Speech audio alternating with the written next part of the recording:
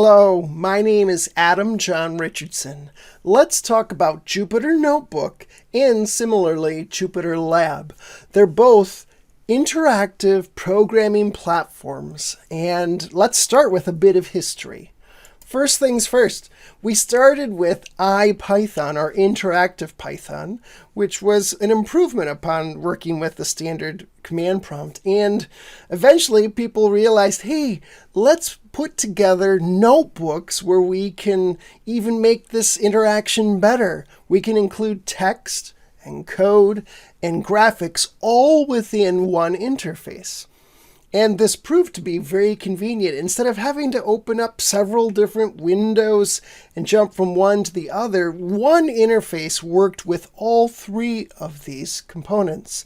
And so people from the Python community and people from scientific computing communities embraced this and expressed to others, hey, this is great. And then everyone else said, hey, we want to add stuff too. This is great. And so you see there are other programming languages such as Julia and Java and other uses well beyond scientific computing. And so the name IPython notebook, that no longer really made sense. And so the people working on this eventually renamed this Jupyter Notebook. And so the way we think of a Jupyter Notebook, there's an architecture here. We just want to know a couple terms. The interface that you see, and we'll see this in just a bit in the video, that's referred to as the notebook. The back end, the stuff that's running the code, running everything that you're entering, that's referred to as the kernel. We can swap out the kernel accordingly, or we could change the notebook. This gives us a great deal of extensibility. And so now you can get this very easily using a few different methods. You can go to Jupyter's website. You can actually go visit Anaconda and get a download there that has an entire platform for work with things like Jupyter Notebook. And you can also use online offerings like Google Collaboratory. We're going to now walk through an example of using Anaconda to install a notebook and just perform some very basic commands. Okay, we're back. You can see I spun up a virtual machine, and then I opened Edge and I just entered the search Anaconda, and here's what's come up. This is exactly what we want. I'm going to click Downloads. Let's head over to the site. And notice it says free download, everything you need to get started in data science on your workstation. That's what we want. I'm going to accept the cookies for now, and I'm going to go ahead and download. Now notice there is an option to start coding now that gives you a web interface. I could actually click that and show you in a new tab.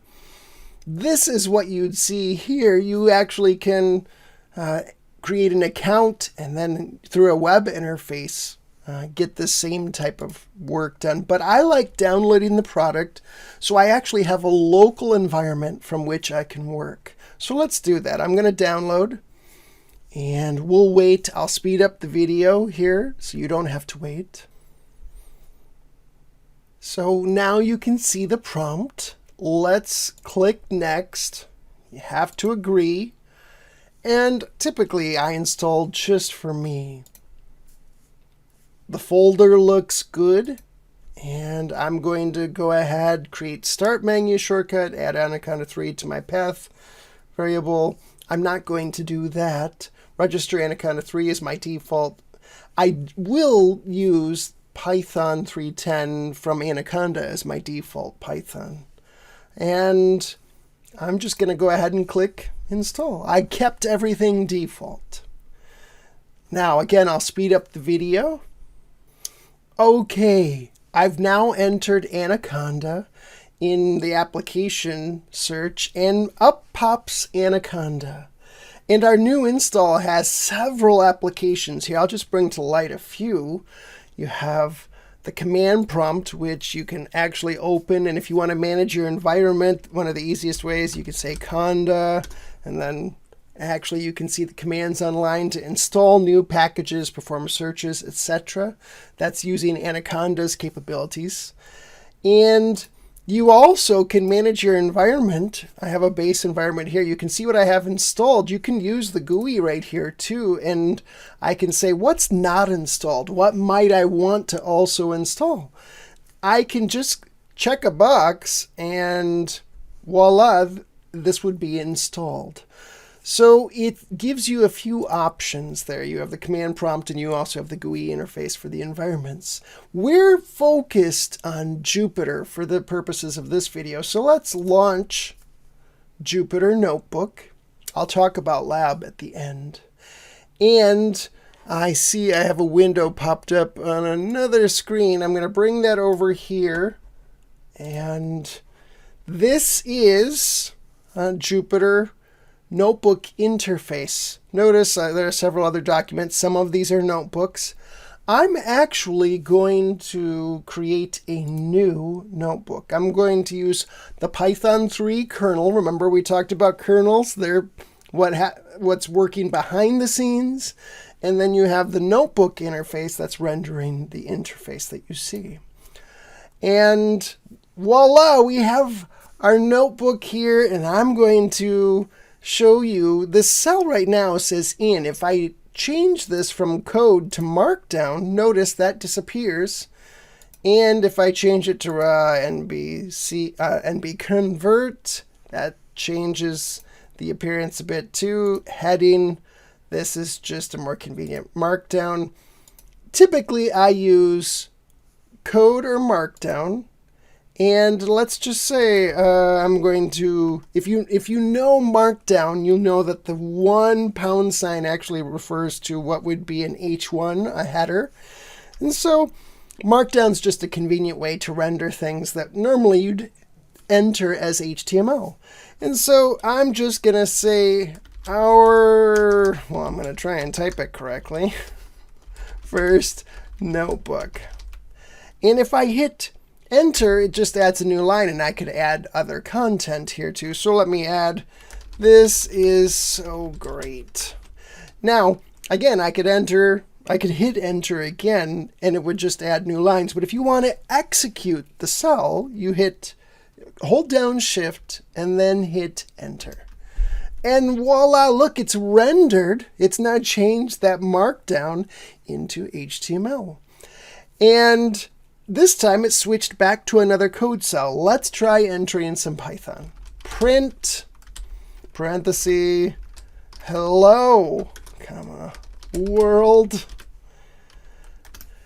And again, I just hit shift and enter. And again, we see wonderful, beautiful code intermingled with text. And we could also toss in some image here or some type of graph. Visuals are easily accommodated within these notebooks.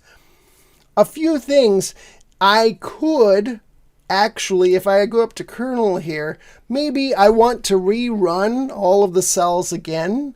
I can do that. I can restart and run all.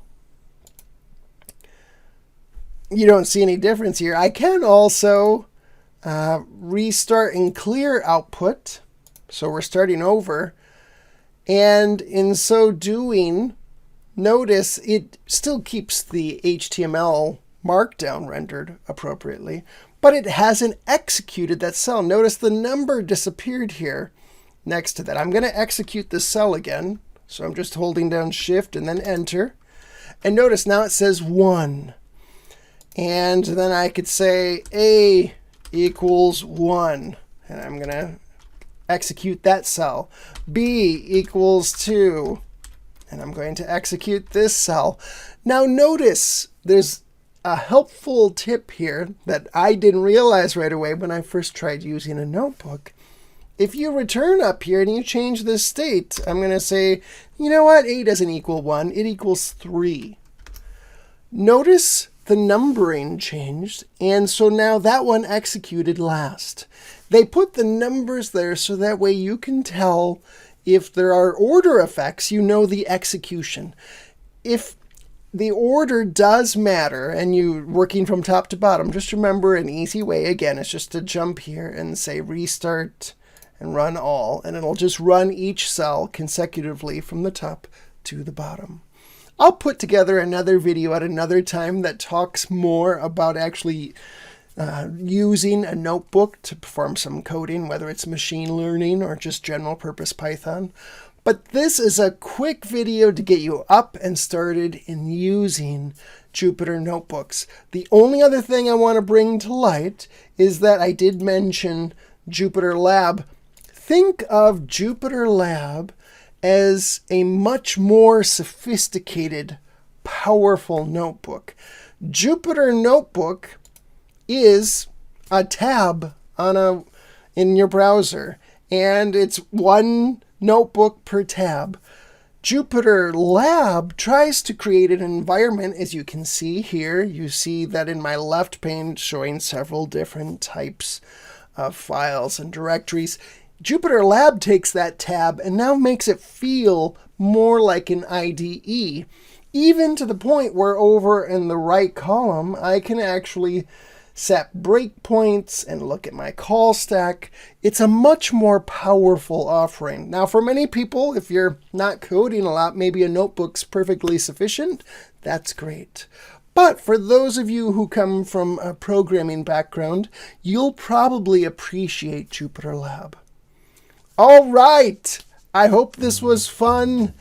I hope I'll see you in the future for future videos related to Jupyter Notebook and JupyterLab.